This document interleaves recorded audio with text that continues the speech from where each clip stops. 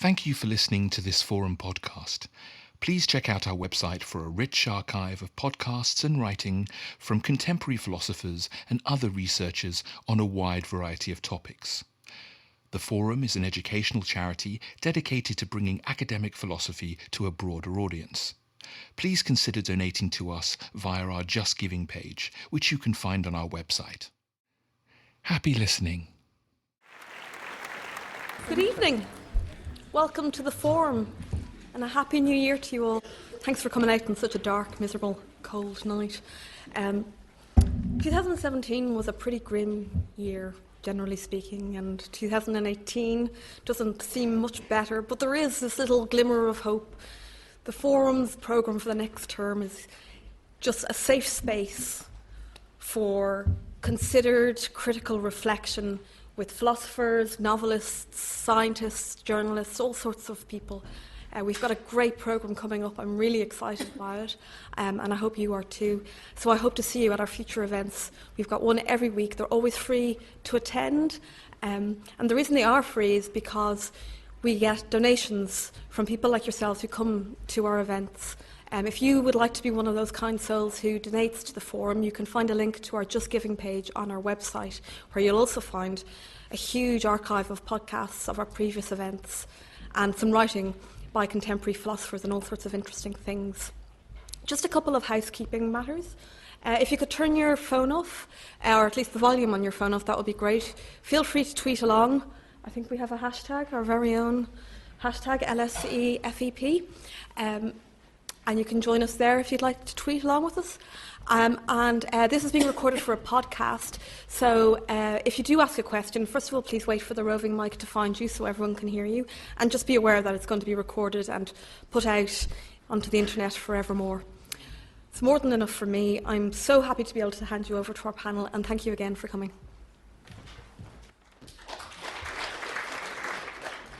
Thanks, Beth. Welcome. My name's Danielle Sands. I'm a fellow at the Forum, and I'm going to be chairing this evening's event, in which our two speakers, novelist Eimear McBride and academic Kaye Mitchell, will be thinking about whether it's possible to express our inner experience. So perhaps, Eimear, you could kick things off. Do you think we can express our thoughts and feelings? And if so, how? How should we go about doing that? God, I really hope so. Otherwise, the last few years of my life have been a real waste. I suppose for me in my writing, I'm interested in finding ways to more fully express it than the traditional linear sentence might allow. And I find it sort of useful to think that maybe the unconscious doesn't really exist, or if it does exist, to think about it in terms of an active vocabulary and a passive vocabulary.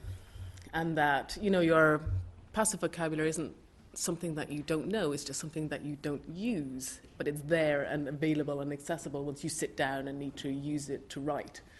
Whereas your active vocabulary is your sort of verbal, what you use in your day-to-day, simple, get on with it kind of words. And so I tend to think about the conscious and the unconscious in that way, rather than one being accessible and one being completely inaccessible. But actually it's really about, it's there and you know what it is, you just have to really, really think about it in order to get it out. So nothing is inaccessible then?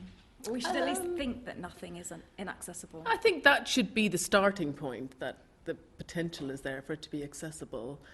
How you then go about expressing it, especially in terms of literature, is another problem entirely. But we should start from this idea that there are no limits and then see what happens when we bump up against things that might feel like limits. Yeah, I think so. And I think that's why it's also really important to not arrive at writing fiction. I'm going to say fiction a lot because that's obviously what I do, so I'm not going to try and cross over into anyone else's discipline. It's important when you get to that point where when you're writing, when you're trying to dig into these things, that you're not arriving there with a set of rules already pre-established in your head about how one goes about solving the problems of accessing these parts of human experience. And that's what interests me, and I think that's kind of been a misstep in fiction since people got really bored of modernism and said it didn't exist anymore. So starting off with a set of rules is the wrong way to go.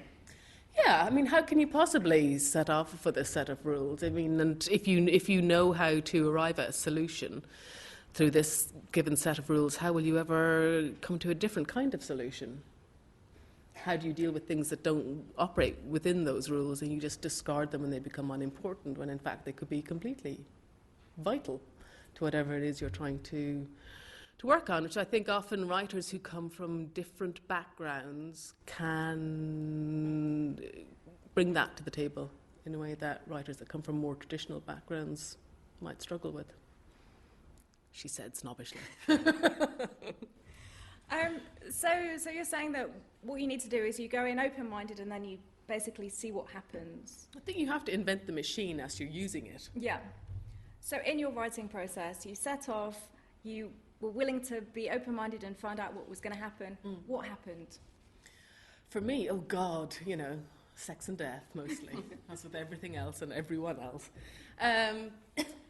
I think, when I was writing my second novel, The Lesser Bohemians, I started in the same way that I started with the first, which was I have no idea what I'm doing. I'm going to sit down and write words every day until something emerges. And whenever I would arrive at a block, certainly in any kind of story, and obviously I'm a writer who's interested in story rather than plot, which I think story is far more interesting because that's basically life, right? I would always return when there would be some kind of psychological block where I'd know what the characters would do next. I would always return it to the body and think about what was physically happening in the room, which is obviously why there's a whole lot of sex in that book. It's a very useful way to help you think about what's going on inside people. But that ensuring that there's a constant interchange between the two, between the mind and the body, between the emotions and the body, between the gut and the body, seemed to me a really interesting way to humanely push a story organically forward rather than, an artificial sort of plot invention. So for you, the body is this kind of bridge between thinking inner experience and thinking the... Yeah, absolutely. And the interchange between those two things is what's really important because, I think nowadays we think a lot about the effect of the mind on the body, about people's sort of psychological difficulties being expressed in physical terms, but we tend to not think about how that works in reverse quite so well. And even in really sort of basic, boring things. I remember someone once told me about a job interview that they went to, and this person was tremendously intelligent, talented, but in any kind of interview situation had tendency to meander a lot. And so would always get to a very interesting point, but would take quite a long time to get there and go through many different avenues. And when he went for this job interview for a job he really wanted, he had accidentally drunk far too much coffee before he went in. And when he got in there, he suddenly realised that he was dying to go to the toilet, but couldn't because that would not be an appropriate way to behave in an interview. And so the effect of this meant that he got to the point very quickly with everything that he wanted to say and every question that he answered. The mind was being forced into making all the connections that he would normally allow himself to take a long time to make, to get there. And that sort of interests me, the idea that, that actually the needs and the urges of the body can really change the outcomes in your life. It's not just about, irritation or satisfaction of wants, but even little, small, insignificant things like I have to go to the loo at the wrong moment can have a I really remember reading a potentially apocryphal rumour about David Cameron a couple of years ago that he would always go to an important meeting desperate for the loo. Oh, really? For that very reason. I should have said that's who my story was about. I will from now on. So you're saying that we underestimate generally the effect that the body has on our inner experience and how the way we relate to the world. And that one of the things you want to do in your writing is return us to the body as a way of thinking through the whole nature of. Well, I think it's about decompartmentalizing the life of the body, and I feel that's something, you know, that the body has been so looked down upon, particularly in literature, and you know, particularly I would say there's a lot of even contemporary male writers who can only write about the sexual body with this kind of incredible degree of disgust that I think it sort of blocks the progression and the evolution of writing about the body and the sexual body and sexual experience, and the language that has developed in order for us to write about it with is so it's so atrophied in comparison to language that's available for everything else. It's just such a kind of narrow vocabulary developed for talking about the sexual experience. But so when you started writing The Lesser Bohemians, did you know how much sex was going to be in it? Did you realise it was going to be so... full of shagging? No. I did not. Because I didn't when I started reading it. Yeah. I remember, because I'd obviously read A Girl is a Half-Formed Thing, and I didn't quite know what I was expecting. And then one of the things that I find so intoxicating about reading The Lesser Bohemians was it's so much about love and this experience, the kind of mental, physical experience of love. Yeah, and I think when I started, I absolutely didn't know that that's what the book would be about. And as I kind of went along and it became apparent to me that there was going to be so much sex in it, I did find that, you know, Irishly excruciating at the thought of, oh my God, I feel good to read this and think I'm a dirty bitch. But I realised quite early on that actually it was about character development. It was about using a different kind of lens through which to look at these people and to help me understand who they were, and the reader then hopefully to understand who they were. And that really, once I understood that really freed me up, and it seemed like actually quite an important thing to be writing about, and quite an important lens to try and use, because it's, you know, so, I don't know, there's just such a weird constriction about the way that sex is written about. Can I ask about that, actually? Because I'm thinking of an author that I wrote about some years ago, who writes quite a lot of sex. And when I asked this author, who I won't reveal... Oh, come on, Kaye. You know, why is it that there's so much sex in your work? They replied, it's a plot device. The characters could be playing canasta, it could be anything, which I thought was, at the very least, disingenuous. Yes. Because it does seem that there's something about sex that does reveal character, or that does allow for that, the kind of pushing of character, which is maybe, this bringing us back to the body, and this difficulty also, the starting point, the difficulty of representing inner experience, that desire is often the thing, that when we're talking about inner experience, we're talking about desire, and that's something which is kind of visible in the body and in people's actions, but also often reveals something much more closed off or hidden, I suppose. Yeah, I think it sort of reveals an essential brutality in human nature, which I am very interested in. And it is ungovernable, and so it doesn't fit neatly into plot-driven novels, for instance, because if, you know, unless it's kind of, oh, well, they're shagging and they're having an affair and therefore the wife finds out and this happens, there's not much point to it. But when you're trying to look at it in a sort of, in a more literary novel where you're exploring what it is, it can take you to a lot of strange places. And yeah, I think the idea that it could just be completely interchangeable with canasta, I fear for what that sex writing may be like. Yeah, I mean, I think it's a sort of a fascinating thing to look at, and also the questions that you then get asked, because you've written a lot about that, are very interesting, about what's the difference between this and pornography, and all of that kind of thing is quite... I think it's telling and unfortunate that people can only that's the only other reference point they have for explicit writing about sex. And that is the way that we view the body, or the way we view our sexual selves, is this very contained version, or this sort of flagrant commercialized version of what the sexual body can be. Yeah, so it's sort of instrumental or romanticized, but not much in between.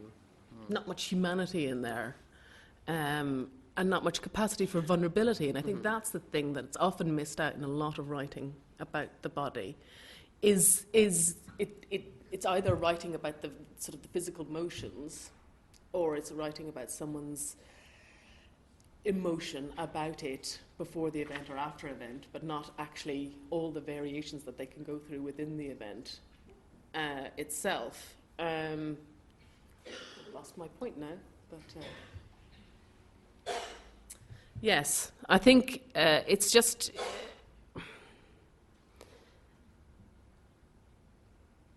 It's an unfortunately absent part of life and of that connection within ourselves. And to find a different way of writing about it seems to be very important, particularly in the sort of the current climate of the sort of hypersexualized way that every aspect of life is now portrayed in the media. That's me. I was wondering what you find particularly difficult to write. So you seem very adept at writing about desire and the experience, the physical and the emotional experience of sex.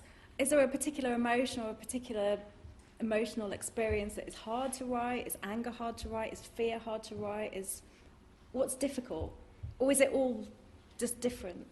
No, I think it's all just different. And you know, I mean, Lesser Bohemians took me 9 years to write, so it took me a really long time to understand how I wanted to write about sex and where I was going with it. I think things that are difficult are boredom. That's quite a hard thing to write about, because it's quite a hard thing to be interested in, because you can only really write about it if you're interested in what it might become or what comes out of it. But the sort of boredom itself is not an easy thing to write about. But I mean, I think coming from the background that I did, which was one acting background, that idea of always connecting, that emotion on its own is not of much value, is not interesting particularly to write about in and of itself, but how it is arrived at, how it is expressed or repressed, that's interesting to write about. But the sort of pure, she sits down and she cries, and describing someone in the act of crying and being sad is not an interesting thing to write about. It's the getting there and what comes after. And do you think that fiction has a kind of privileged role to play in the expression of inner experience? Do you think it can make a better job than other discourses? Yeah, obviously we're in a kind of philosophical context here. Yeah. Do you think Yes, novels are the way to go? Fiction is best. It rules. No, but I do. I think it has a capacity for holding things together in a way very few other forms do, because it allows you to be shown the outside, so you can see inside yourself what you might see on a screen. You can see that, but you are also allowed to go inside and understand the internal mechanism of how what you see on the outside gets to be there in the first place. And I think that's something that fiction can do in a way that no other form can do. It is not just a representation, and it's not just a recreation. It's like a whole other way of allowing people to live through that experience, and to live through someone else's experience in a very visceral way if you get it right. So one of the roles of fiction is to kind of stimulate the inner experience of the reader in a way that kind of responds to the inner experiences of the characters? Or? Well, I mean, I think obviously there's lots of different kinds of writing, and people write in different ways for different reasons. For me, it is really about, Girl is a Human Thing, for instance, was really about putting the reader inside the body of another human being and trying to make them experience within themselves what that character was experiencing, which is why she was never described physically, why there are no names, why there are no places, there are no markers of identity to separate the reader from the character. It's always about trying to keep them as close to her and to her experience as possible, so that in that moment, in that time, they're not thinking about what they're reading, they're only experiencing what they're reading. And then later they can form their own judgments about it. So it's about inhabiting first and then, I guess, cognizing later. Yeah, well, I think it's about trying to cross the boundaries between people, about kind of feeding into aspects of ourselves that we all share. That is not to say that we all have the same experience or that we experience similar experiences in the same way. But I think all of us have a capacity, well, apart from psychopaths, obviously, have the capacity for empathy, and it's about trying to create a sort of a deeper, uninterrupted form of that, trying to touch into that aspect of another person to show them the life of somebody else. We can never know what it is like to live inside the life of another human being, but to try and get as close to that as possible is what I'm aiming for. What about non-humans? I don't really care about the life of dogs. So for you, the kind of empathetic response is between humans. It's always a kind of human interaction. It's always between humans. As opposed to what? That for me, that's the thing that I'm most interested in, is the interaction between people. And other writers are interested in other things, but for me, that is the main point of it all, is what happens between people in the world and how that changes them and how that changes, the world around them. So you've said no rules. Yeah. But surely you think there are certain ways of writing, certain techniques which are better suited to really evoking this kind of inhabiting another character? Well, I mean, for me, as a writer, yes, obviously, I'm interested in using those tools of modernism, but for, instead of sort of breaking down the barrier between different classes or different modes of thinking about the world, and it's about trying to break down different ways in which people think about themselves or think about the experiences of others. It's really about almost going in the opposite direction from classic modernism, which is about, if you think about Joyce, it's about placing the man at the centre of the universe and connecting out to everything else in the world, and all literature and all art and all everything else. And for me, it's a kind of absolute rejection of that approach, but using those techniques and those ideas to go as far inside as possible. So for me, that's, and then what that necessarily does to how you use language is what's important to me. Thank you. I wonder whether this might be a good point to take some questions. I can see a hand up there. If you could wait for the microphone, that would be great.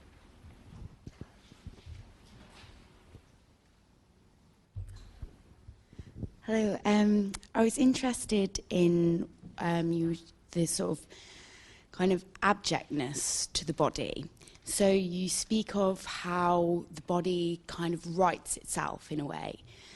It reminded me of a text by a woman called Elaine Scarry called The Body in Pain. And it speaks about the inexpressibility of physical pain. It says that it actively destroys language. How do you see that fitting into your perspective in terms of how we express the inexpressible nature of either mental pain or physical pain? Yeah. That's something that people say a lot, that pain is something that destroys or is inexpressible or is unwritable. And I understand what that means, but I also disagree with what that means. And I think it means we have to make language work in a different way in order to express that. And I think that, there's just been so much pressure within the publishing world to write in a very particular way, to write about certain subjects in a particular way, that this idea that language is a living, breathing thing that does not need to be respected because Shakespeare wrote like this and will survive whatever you do to it, has been lost. And it seems to me that pain, if it destroys the linear sentence, then that is what it must do in order for it to be expressed, rather than just being to say, this cannot be written about. It can be written about. You just have to find the way to write about it and do whatever it is you need to in order to get to that point. That kind of relates to my other point. The sort of, do you think it has any sort of parallels with James Joyce at the end of Ulysses with I forget her name, but Molly Bloom, and the way that she expresses a sexual experience through, as you say, breaking the rules. Mm-hmm. Do you think that kind of medium relates to your own work? Well, I mean, I think like most writers interested in language, Molly Bloom's Soliloquy is obviously hugely important, was hugely important in its time, and was an early, if not the first, perhaps, attempt by a writer to recreate the female sexual experience in language. And I think it's a brave attempt. It's a beautiful piece of writing. It's not really what it's like to be on the inside of a female lying in bed having a wank and thinking about her life at night. But good on you, Jimmy Joyce, I say, for having a go at it in the time that you did. So yeah, I mean, I think that is a hugely important piece of writing, but that is only the beginning. Yeah. And sadly, I think in many ways, it was kind of, well, that was done. Now no one else is allowed to do that. You have to leave that alone because James Joyce wrote it and everyone else can go away, and that's the end of that conversation because we have already got this written by the great master, and this is bullshit. This is the beginning, and there's everywhere else to go with that. I just have one more point. You say that you limit it to human encounters, but the very idea of getting inside and of encountering otherness, this kind of abject realm, is that it tends to move beyond what is human. Would you ever consider that kind of field, in the sense that by delving into what is other, that is in itself non-human, if you get what I mean? I don't... No, because I don't think there is anything that is non-human. I don't understand really what that can possibly mean. There is nothing that of inhuman experience that cannot be expressed, even if it has to be done in an abstract way, but also sometimes I wonder why people write about things in the abstract. And I think sex is something that people do write about in the abstract a lot because it is less uncomfortable, which is why you get so much terrible sex writing which involves sort of enormous metaphors about comets and volcanoes and all this kind of shit, because people can't just write about what is, and actually sometimes to just go against all of that, to not write what something is like, but only what it is, I think cuts away at all of the dehumanizing elements. And I'm not interested in trying to write about human experience in an intellectual way. That doesn't... Yeah. That's for other people. Okay. So you mentioned abstraction. I wonder whether this is a good time to bring Kaye in and to think a little bit about... So we've talked a lot about the ways in which literature and certain types of literature can help us think about inner experience and help us express it. Kaye, what do you think that philosophy can learn from literature, and maybe what can literature learn from philosophy when it comes to expressing these things? Well, we talk about them as being very different disciplines, and they are. I think they're using different languages, different registers. But I think some of the things that Eimear's been talking about that literature can do might be useful for philosophers, I think, to reflect on their own practice. So to think actually about some of those affective and experiential elements of literature. I mean, what literature can do, I suppose, is to give us a sense of what it feels like to have a particular experience, what it feels like to be in someone's head, or to be that other person. What philosophy can do, I suppose, is to theorize that, to start to break down into finer distinctions. Well, what constitutes, when are we actually talking about inner experience here? When are we talking about something quite different like voice, for example, which with literature we're often talking about inner experience, but actually really what we're talking about is voice, and the kind of reconstruction of voice.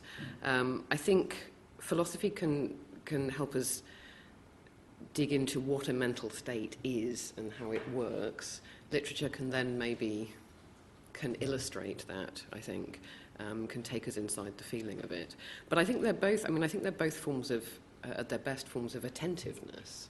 And they might do that attentiveness differently, but, it's something that I think Iris Murdoch talks about that in Against Dryness, because, she's someone who was working as a novelist and as a philosopher. And I think the quality of attentiveness that we find both in sort of good philosophy and very good writing, that's actually the point where they meet, I think. What literature maybe adds to that is contingency, the unexpected, the unreliable, because it is perhaps in the first instance less interested in categorization, I guess. And I guess the body comes up again here, because philosophy is so often in flight from the body, because Yes. the body seems contingent or particular when philosophy is looking for something universal.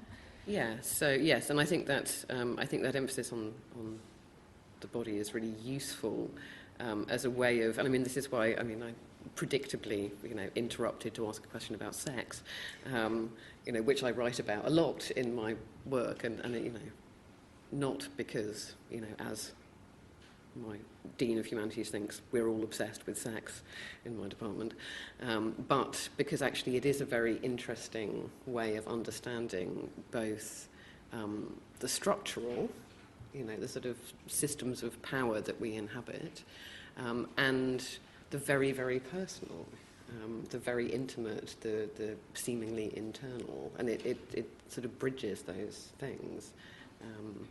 And so the reason I suppose I asked Eimear previously about writing about sex is because that, to me, your novels are so much about desire, but desire in a very broad sense, so not only sex. In a way it's sort of, I understand why people ask you about sex all the time, and I did that again, sorry.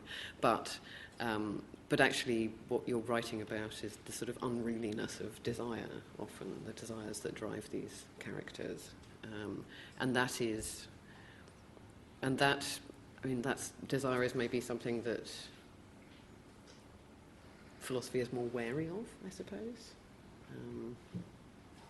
because of its seeming partiality or unpredictability. So, Eimear, you talked a little bit about character and character development, but we haven't talked that much so far about the self, or the subject, if we want to put it in a kind of philosophical context. When we are talking about inner experience, when we're expressing it, do we learn something about the self? Do we learn something about what selves are? I think my feeling is that we learn that whatever the self is, if there is such a thing as the self, it exceeds its articulation somehow. And actually the language of expression, I think it's very tricky in relation to literature, because historically we have tended to read that as texts expressing the intentions and desires of their authors. Actually, what we're more interested in this discussion is expressing the inner lives of characters, characters who are fictional constructions, who are made up of this public shared thing called language. I think what we learn when we try and articulate, what we learn about the self when we try to articulate it, is that language is crucial not just to its articulation or our attempts at articulating it, but also to its constitution, that the self is linguistically constituted to some extent, I would say. And I think we learn the importance of narrative, actually, that the self is a kind of narrative. It's a story that we tell ourselves, that we tell each other daily, which we revise and retell, and which is contradictory, unreliable, altered according to who we're talking to, or how we want to represent ourselves, which is not to say that it's utterly false.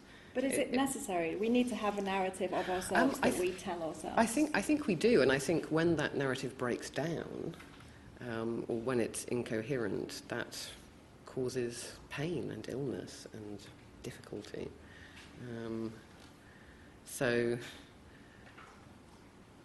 And it's not just about communicating to others, it's also what we tell ourselves, which is why we say things like, I wouldn't do that, that's not the sort of thing I would do.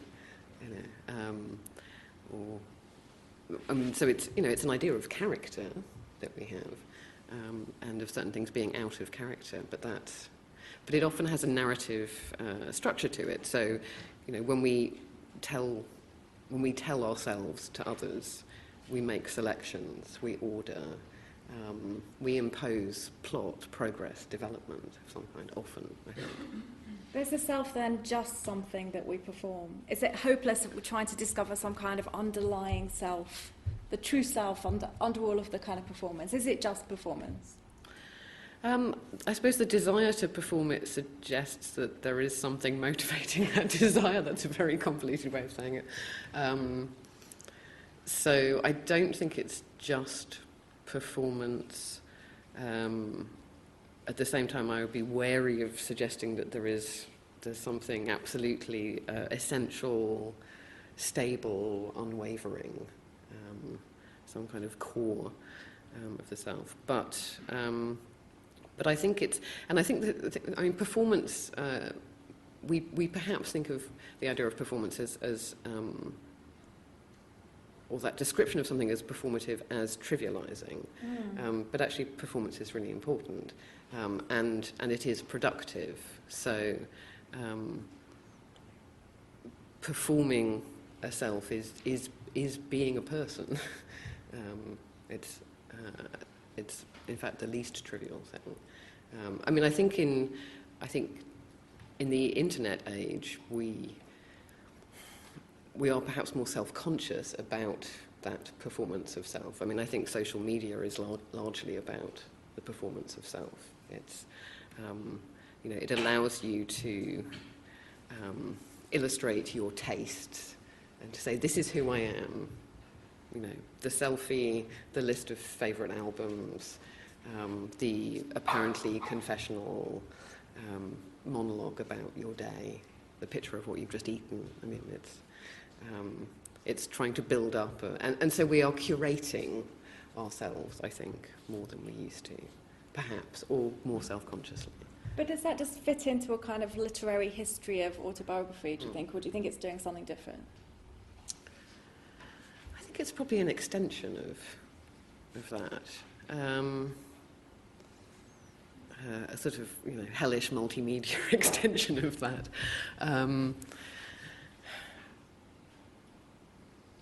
What's interesting is what's different with the social media age is that it's instant. Mm-hmm. It's not something that's coming with time, like autobiography or memoir.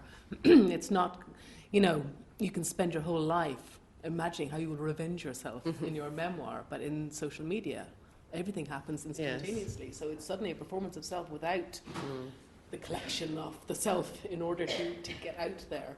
It's just the sort of an instinctive reaction. In some ways, it seems almost, it can be a more truthful version of yourself in that moment than a self that will be remembered in later years.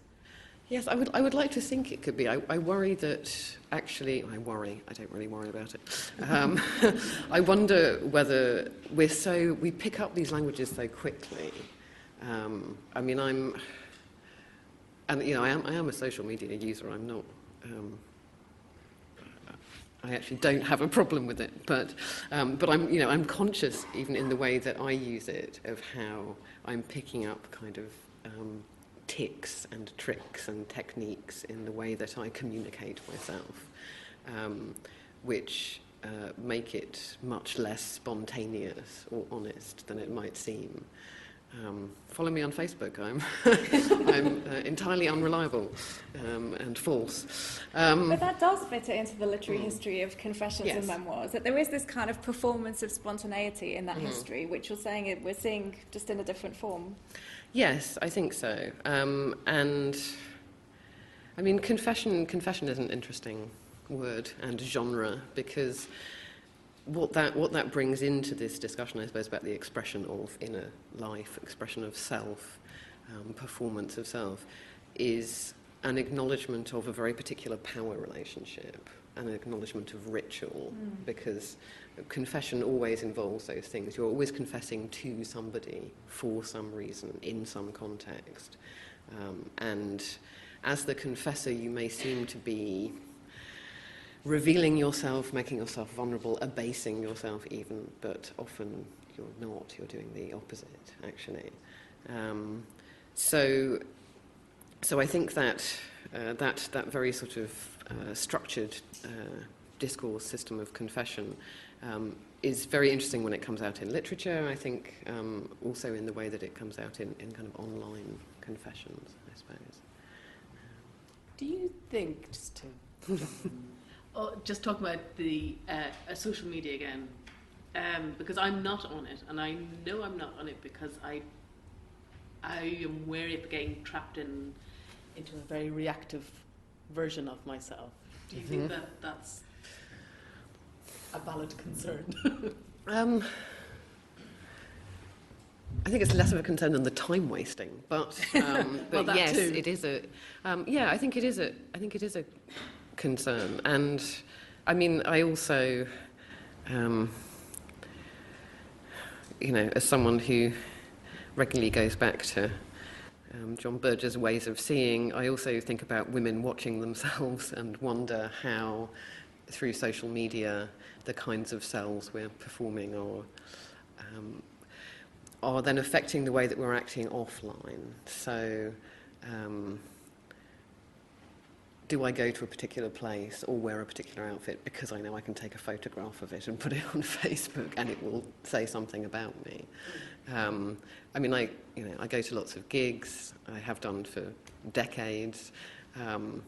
I went before people had smartphones.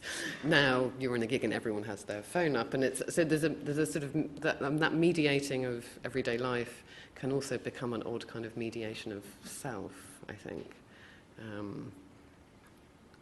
And maybe that doesn't matter. Maybe that's okay. Maybe that's just the world that we're inhabiting now. I mean, I think there are. Again, it sounds like I'm slacking off social media. I'm not. I mean, I think it speaks to some very real needs that we have. The need for our lives and ourselves to be intelligible, and the need for recognition. And I don't mean recognition in the sense of celebrity, but more fundamentally, philosophically, to be recognised as subjects, as existing. I think. And so I think that's both why social media is so popular, but also why maybe we respond to literary texts that allow us to inhabit other people, because paradoxically we're achieving recognition somehow through the kinds of identification that take place in reading, I think. Interesting to come back to the question of the performance of self and whether a stable self exists in any meaningful sense. Because you mentioned earlier that one of the reasons you found yourself writing a lot about sex was that it was quite useful in terms of character development.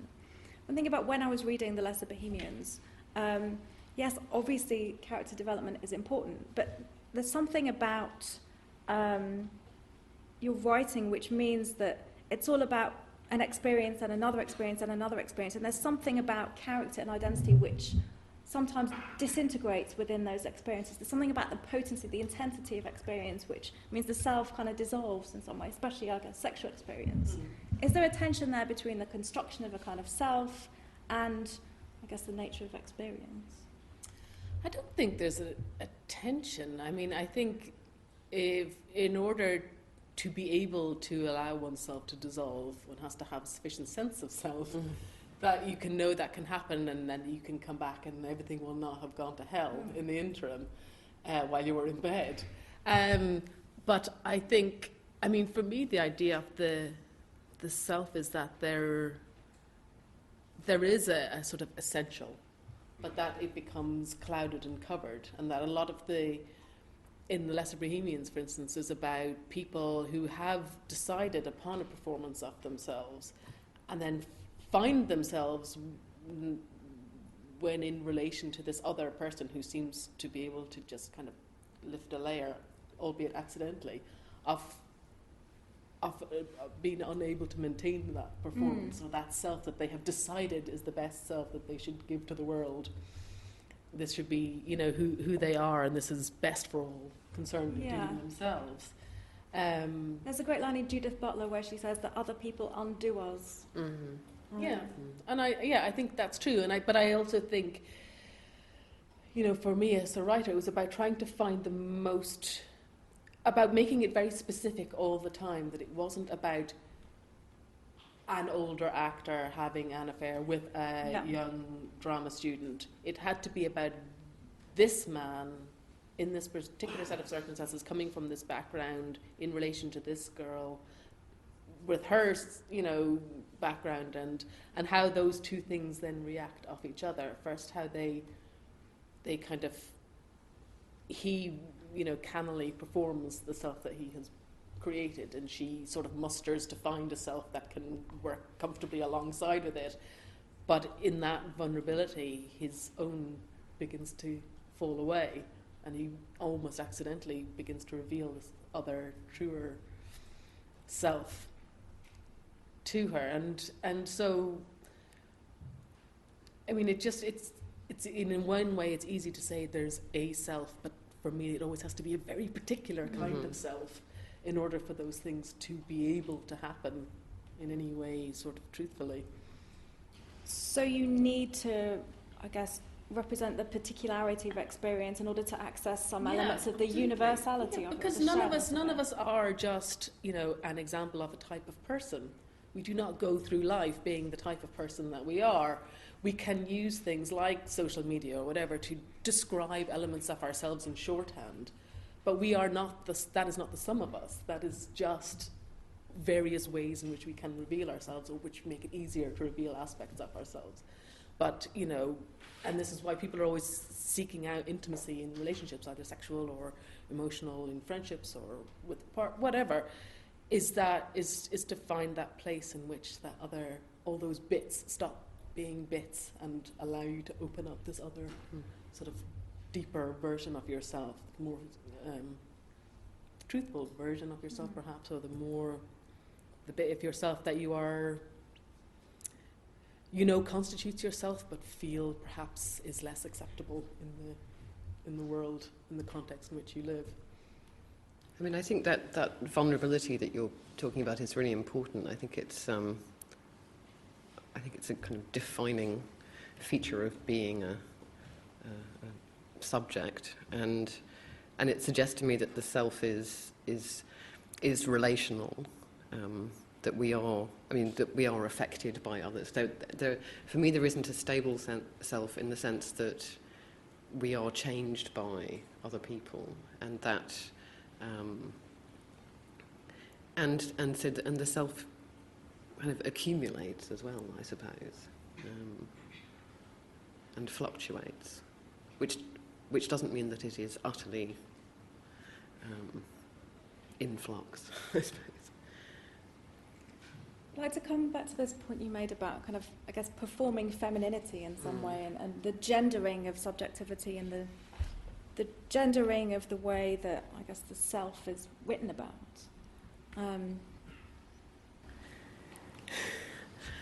Well, I suppose I would want to approach this through the topic of shame, which I've been writing about for a while, actually for a really shamefully long period of time. It's a bit like writing a book about failure, and after a while people stop asking you when you're going to finish the book.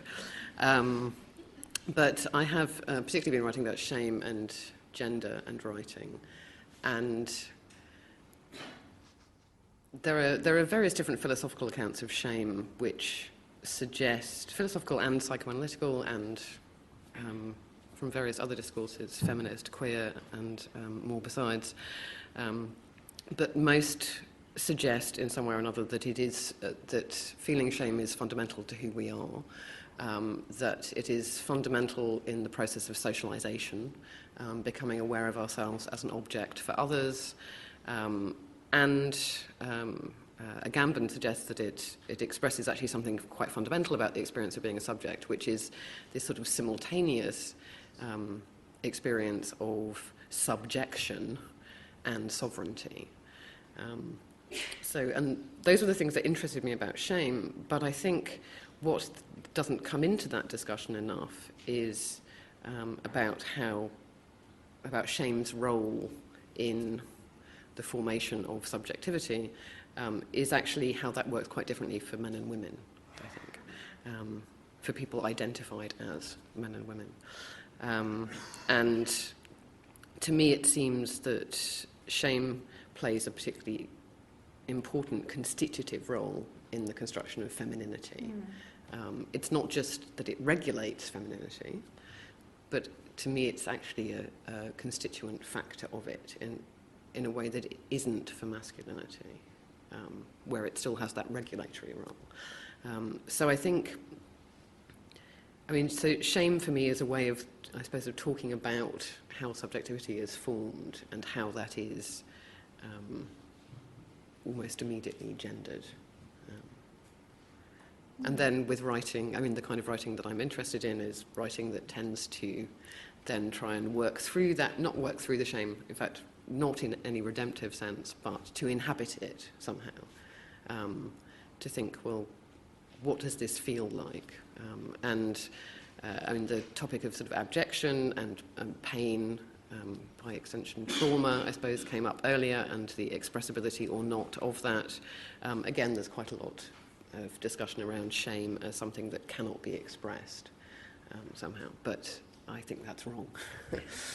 I think it can, but I think that it often forces then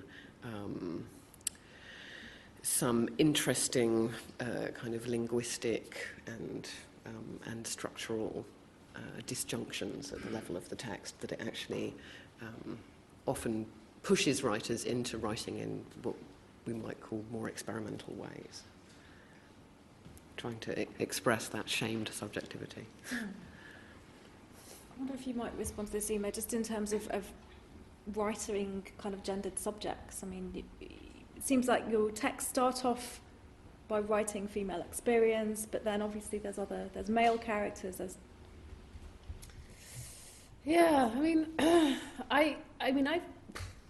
I wouldn't say, although both of my novels are largely about female experience, I often in a way feel as though I'm not really writing from the gendered perspective. That's feeding into the way the characters are treated and then how they react to that treatment, but not necessarily who they are. That in Les Bohemians, Eileen's essential self is different to Stephen's essential self. I think maybe for me in the writing, I feel more comfortable using that kind of very invasive modernist internal monologue. I feel more comfortable writing that for a female character. But at the same time, when I was writing Stephen's long external told monologue, I don't think I would have written that in a different way. I think for me it felt that had to be written as what it is like to listen and to observe someone else's experience. But at the same time, writing his experience, I didn't think, right, what would a man say now? I only thought, what would a person say now? What would your character say now?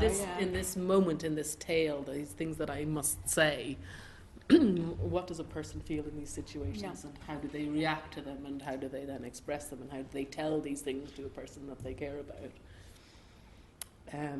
So I don't think essentially there's much difference. Yeah. But obviously, in the context of society, then it's very different. Should we take some more questions now? Why not?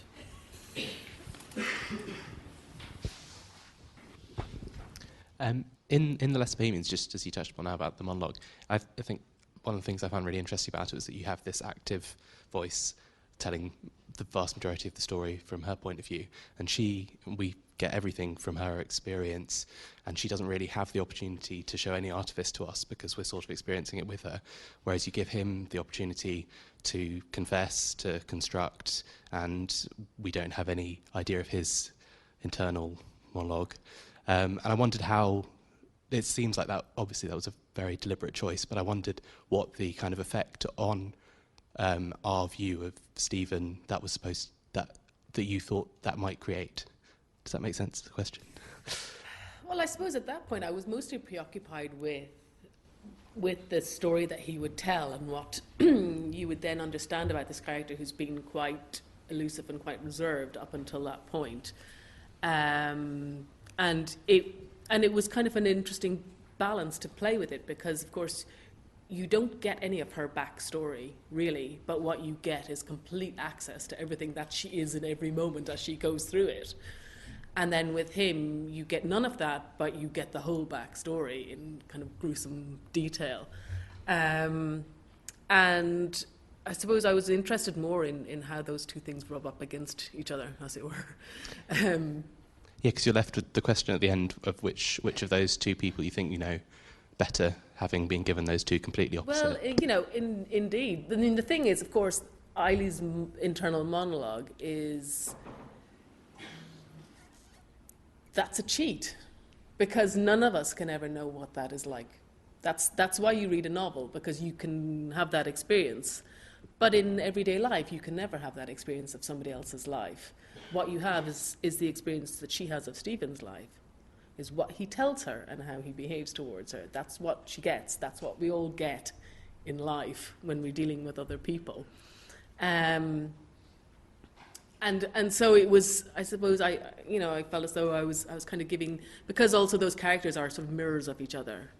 And, although one's male and one's female, and it's also about the secret that they share and the fact that she's beginning her adult life carrying this weight, and he's well into his adult life, having made lots of decisions based on this kind of this secret, and how those two things reflect off each other over this gap of 20 years between them, and how they interact with each other as a result of it. So I don't know. I think it was also, just an interest in 19th century novels, and the fact that I love books in which people sit down and tell you their entire life story, and I just wanted to stick that in there as well. Because, these are the different ways in which we experience other people, and to see if those things can work together. I don't know whether they do or not, but for me it was interesting to stick them into the same novel. Thanks. There's a couple of questions towards the back. Hi. What do you think of, say, the drive throughout human history to almost destroy the self? So I know in Buddhism, through meditation, there's the drive to, reach nirvana and be closer to the universe. And in Christianity, there's Jesus going to the desert and having 40 days fasting. And I know more recently, I don't know if you know the author Eckhart Tolle, who wrote a book about just destroying the ego and to reach, inner peace. Some people say it's New Age nonsense, but you can see it throughout history. There's this drive to, destroy the self. Do any of you have an opinion on that? I think I would want to distinguish between something that was a philosophy that was sort of anti-ego or anti a kind of egotism or anti-individualism, and a destruction of the self. I think we've always been interested in transcendent experiences, or what seem to be transcendent experiences, and that's maybe a different thing, and also sometimes a form of intoxication. But I think that the sort of surrendering of ego is maybe not identical to the sort of surrendering of the self somehow. It's maybe asking us to think about the self in different ways, to think about it as relational, not isolated, not atomized, sort of, at one with the universe, but not thereby destroyed, I suppose.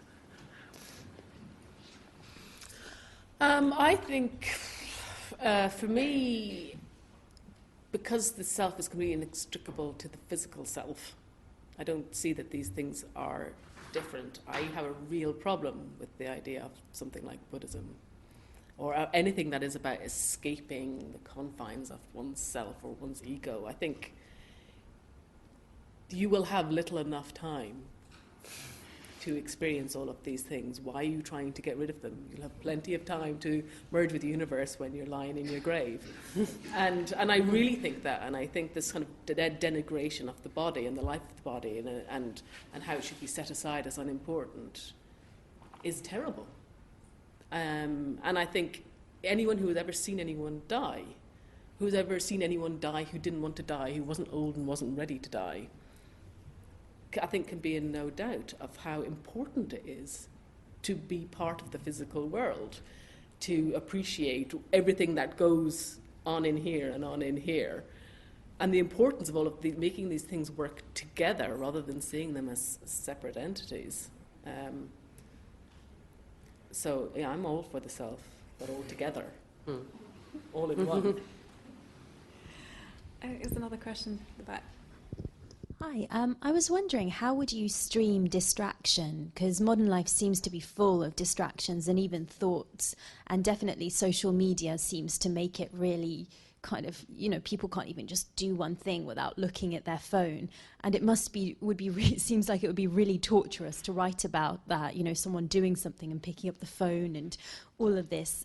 Is it something that writing has to regulate, has to sort of smooth out to combat, or is it something that could be brought into writing in an interesting way? And should it be brought in? Because this is modern consciousness in a way, with all this distraction. I think reading is the great antidote to distraction, really, or it is distracting it enough in itself that it shuts everything else out. I do actually have an app on my computer that's called Self-Control, which possibly other people here have. I've got one called Freedom. Yeah, okay. So, you can lock yourself out of things that distract you, websites that distract you, not other things. It doesn't work with, people, animals, admin, things like that.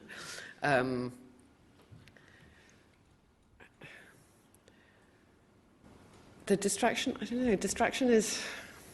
I'm interested in how we distinguish between distraction and non-distraction as well, because presumably we're bombarded by sensations all of the time, and how do we decide what's a distraction and what's not? Is it only if we're deciding we're doing one particular project and then everything becomes a distraction, or is I don't know. Yeah, I think... I was talking about attentiveness earlier, and I think attentiveness is a really useful skill. I don't know that we're any worse at it now than we used to be. I think we have a perception that we are because of social media.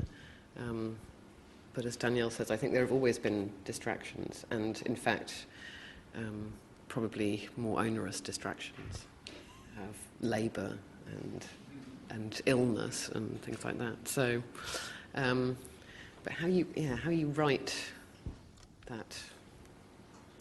Well, that's something that, for instance, Will Self has been complaining a lot about, that it's kind of the end of the novel because no one is writing about technology in a way that's commensurate with the influence and impact it's having on our lives at the moment. Which I'm not really that sure about. Yeah, I mean, there are writers who are trying. I mean, Jennifer Egan, has certainly engaged with new technologies, with digital media, and I mean, also in the way that she's published some of her work. But I think it's. I mean, it was a problem with film. The internet was a problem for film. Trying to have these sort of cyber thrillers. You can't have a character sitting in front of a screen for an hour and a half. It's not interesting to watch on your screen. So I think fiction will figure it out. But in any case, there's a game with form to be had there. I'm not particularly interested in being that person who discovers that. Yeah. But I think it certainly will come. And I think one of the problems in terms of fiction is that you're usually attempting to achieve some kind of universality, and the fact that every 5 minutes the technology is then out of date, you sort of end up getting locked into this kind of conversation that will be dead already by the time the book is published in a year's time. But I think distraction is, again, that is an interesting point, because of course it's very important. Like boredom is important, because out of boredom you will find your way into thinking about something probably that you hadn't bothered to think about before. And distraction can be incredibly useful for the creative process. You just don't necessarily know it. You may sit there reading lots of things and think, God, I've wasted an entire afternoon on this garbage. But actually, in 6 months' time, something that you read one day randomly will occur to you and will feed into something else that you're thinking about and will create a link that you hadn't. And that has always been the same, whatever the technology. That's the same with reading, that you read a book and just think, God, that was desperate. And yet, in a few months' time, there will be something, there will be a line in the book or a thought that will suddenly begin to have a resonance that hasn't gone away, and that you then use to explore something else. So it's, as long as you're making time for doing the important stuff, having time for distraction, I think, is also incredibly important. But, And I think literature has addressed it, actually. I mean, and I think the modernists have addressed it. I mean, I'm thinking of a scene in the first volume of Dorothy Richardson's Pilgrimage, Pointed Roofs, where Miriam is lying in bed. She's sick, I think, and her mind goes off in all sorts of directions. She starts thinking about her father's library at home and thinking about the different books, and then they, in turn, sort of spur other remembrances. And I mean, this is kind of what happens throughout. And just the like so, Molly. Yeah, it's the same. Which so he stole that technique. I mean, when we talk about distraction, that has, I suppose, a kind of negative ring to it. But often, what we're talking about is the associative way in which the mind works, and the fact that it will, in certain moods, in certain places, leap from one thing to another. And as a result of the thing that you have distracted yourself with, be able to make interesting new connections, which is the point of all of it, isn't it? Well, certainly with the writing, it's always about trying to find a new way to make that connection from the in here to the out there, from the in this and to the page. It's trying to find the new way through that, rather than just once upon a time, la da da da. And you never know what will be the thing that will spur it on. And actually, we haven't really talked very much about readers, but we're thinking about the sort of inner lives of characters, but the inner life of a reader also has a great deal to contribute to the book that is being read. I mean, the elements of sort of fantasy and projection, the gaps that we fill in as readers. I mean, that's why I think literature does have this ability to allow that. I mean, this kind of inhabiting is. It almost sort of goes both ways, I suppose. The reader is inhabited by the character. The reader also inhabits the character in some way. Yeah, I think that's true, which I think is maybe where modernism began to get itself into trouble, when it decided that the reader was of no account. Which is not to say that you should ever write with a reader, with the pleasing of a reader in mind, but that it will be read and should be understandable, even if it is problematic and complex, that it is available there to be understood should the person be willing to put in the time to do it. And I think perhaps with things like Finnegan's Wake. However, that's also something I've been thinking a lot more about in recent years, and I think I was always quite dismissive of it, and I think I was an idiot. Because I think in a lot of ways it's a book that if you, as the reader, allow yourself to be affected in a completely different way, if you try to arrive there with as few expectations as possible, you are able to experience that book in a very laborious fashion, but there is room for you, even if you're not the specialist reader with the encyclopedic knowledge of mythology and literature. There is still something there for you. But yeah, I think the interchange between the what is read and who is reading and how they're reading is incredibly important. And I know as a writer, often people come in with very odd interpretations, or what I consider to be quite odd interpretations of what I've written. But at the same time, I know that because of the way that I write, I've kind of left the reader with a lot of options to choose from, and that's also interesting. Well, I wanted to ask you actually about I suppose I have a question here about making sense, because if you're talking about the difficulty or the apparent inaccessibility of something like Finnegan's Wake,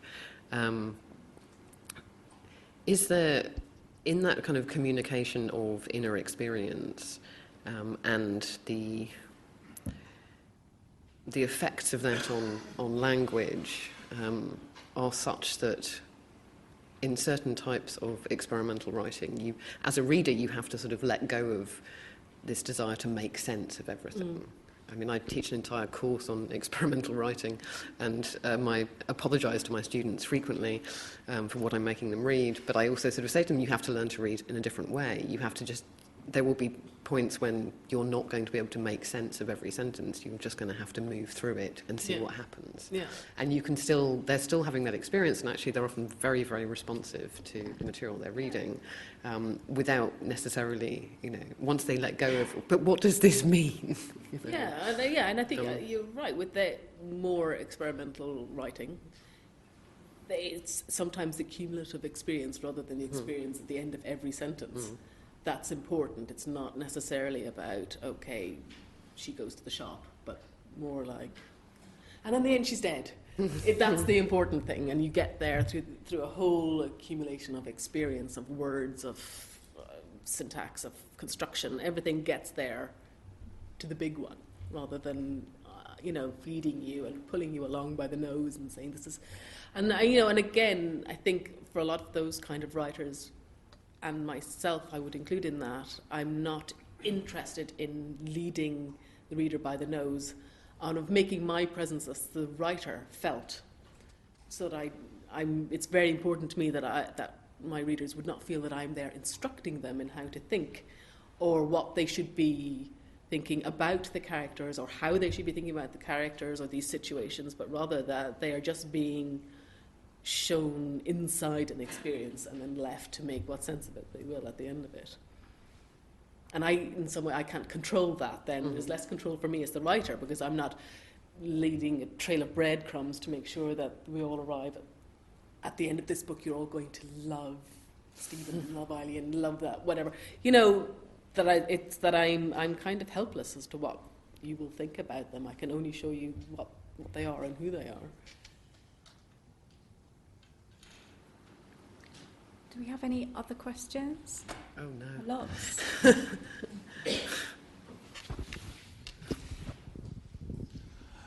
Hi.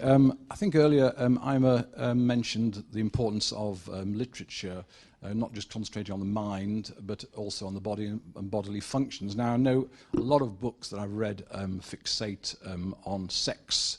In fact, it's almost universal, but I don't know very many that fixate on the digestive system or the respiratory system, for example, or the hormonal system. Why do you think that is? I don't know. Have you ever read any Beckett? There's a whole lot of digestion going on in there. I don't know. I think maybe you've got to... I know. I'm now trying to think of examples of,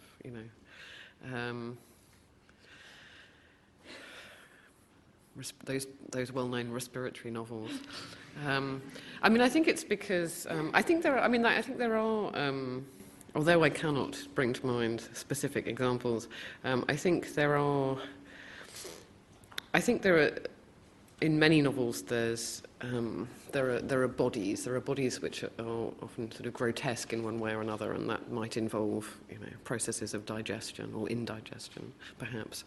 But I think I would go back to something I said earlier, that sex and sexual desire do have a very particular kind of resonance to them, because I think they tell us a lot about the society we inhabit, about the kind of structures of power that govern and regulate our lives, about our relationships with others. I mean, food is very interesting, and so perhaps the great digestive novel needs to sort of take that as its starting point. John Lanchester, you just think about food. It's not really about the body and digestion, though. So I think those things do appear, but they also probably get less attention, I suppose.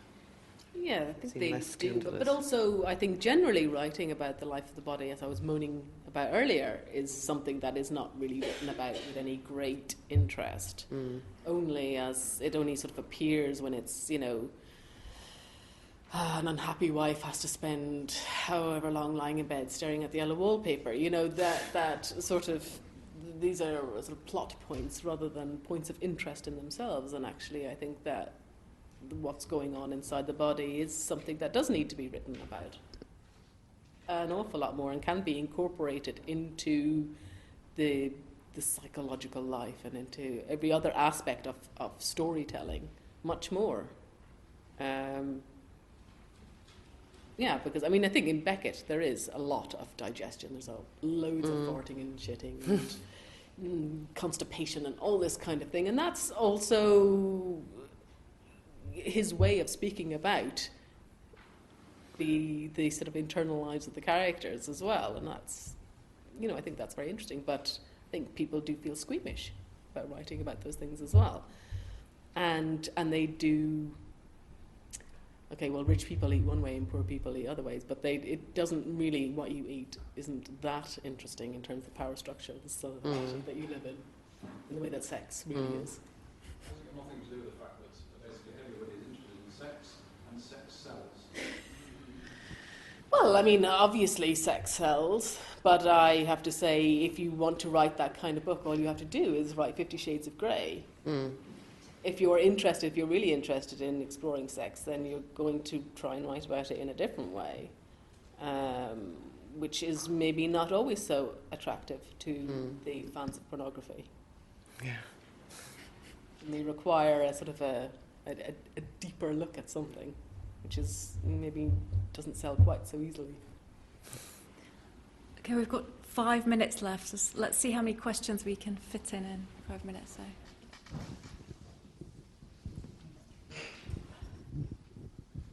Thank you. Can I just say I really enjoyed reading The Lesser Bohemians. I thought it really blew me away. And initially I'd been a bit wary of it because I thought it's going to be a bit like James Joyce and really difficult to read.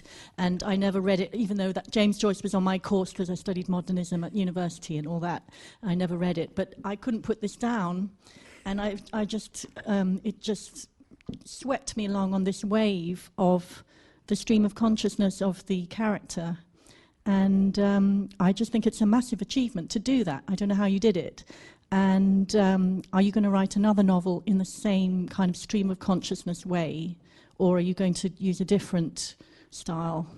Well, I think I am interested in what is possible using that, because for me it's also more than, it's really trying to be more than just a stream of consciousness. It's about a stream of existence, because it's about trying to carry along the body as well, and give that as much importance as the life of the mind or the emotional life. So I think I probably will, but as my first book was written, Girl Is a Hammer Thing, is completely internal, whereas Lesser Bohemians is, the language begins at that same point, but begins to connect up as the character connects to the outer world. And And so I don't think I'll ever write anything exactly the same, but I think I'm interested in evolving that rather than something completely different. Although I'm not promising, there may also be something completely different. Okay, other questions? Yeah. Sorry, lady in the middle, yeah. If you could wait for the mic just for the podcast. Cool, thank you. So just from the start of working in your chosen careers, what's the biggest changes that you've noticed in yourselves from the way you express your inner thoughts to now? Gosh. I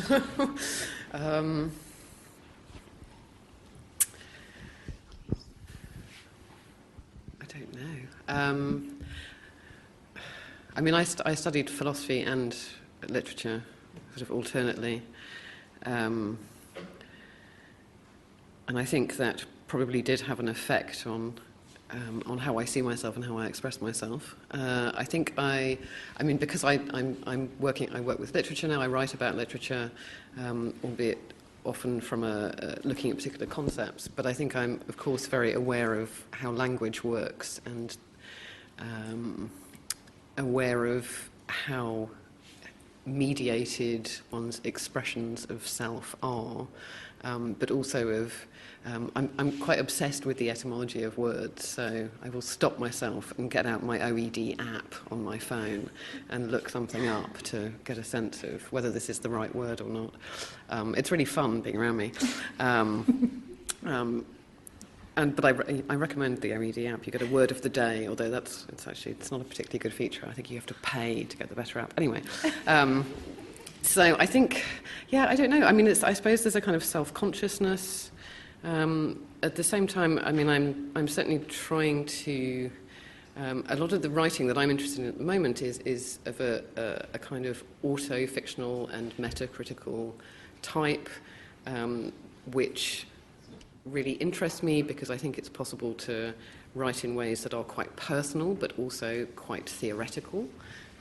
So I just wrote something recently on Maggie Nelson, on the Argonauts, and that I think is a really, really interesting way of writing about very personal, intimate things, exploring a life, love, a relationship, but also dipping in out of various bits of theory and philosophy. So I think this is less maybe about how I express myself and more about how I do my work, but I would love to be able to do that kind of writing. I'm not sure I can, but I would like to. Failing that, 50 Shades of Grey. For the money. I think I have discarded a whole lot of filters that I wasted a lot of time with when I was younger. And certainly, I mean, I was 35 by the time I had any career. I didn't get published until that point. So really, it's all just happened in the last 5 years. And I think going through that process of having to talk about my work publicly rather than just sort of in my head and drunkenly over the dinner table at whoever would listen, I feel much less apologetic about it and much less defensive than perhaps I would have when I was younger. I'm much less concerned about. Like the other day, someone wrote something about me in The Guardian, and about 20 different editors emailed me to tell me, one, that this terrible thing had been said about me, and two, would I like to write an article to refute this? And when I was younger, I would have felt obliged to, and instead I just thought, oh, fuck, I don't care what you say you like. And I think that's kind of an important place to get to in your working life, is that you don't feel that people may attack, but you don't necessarily feel obliged to defend because the attack means nothing, or doesn't mean enough to be worth wasting a writing day on. And I think it's an interesting thing for a writer to do because this public life of the writer is such a relatively new thing. And certainly when I started writing, I didn't know anything about this. And I don't think it existed in the same way. There's kind of world of festivals and events where you kind of went out and talked about not only your work, but, eventually about something about yourself or about your process or your working life. And I think a lot of writers find that very tricky. And it is tricky because it's not what you expect. You think as a writer you will spend your life sitting at a desk on your own, and that's your heaven, is to do exactly that. But now there is this other part of that life, and that's learning how to be unconcerned with what it may think of you. It's very important in order to be able to protect your ability to write without filter. Yeah, and I mean that also takes us back to performance, as we were talking about earlier. And I think we have various selves that we perform. And I mean, who I am in a classroom is never going to be exactly who I am in other situations, nor should it be. It's private. I'm private. Bits of me are private, I suppose, and will stay so.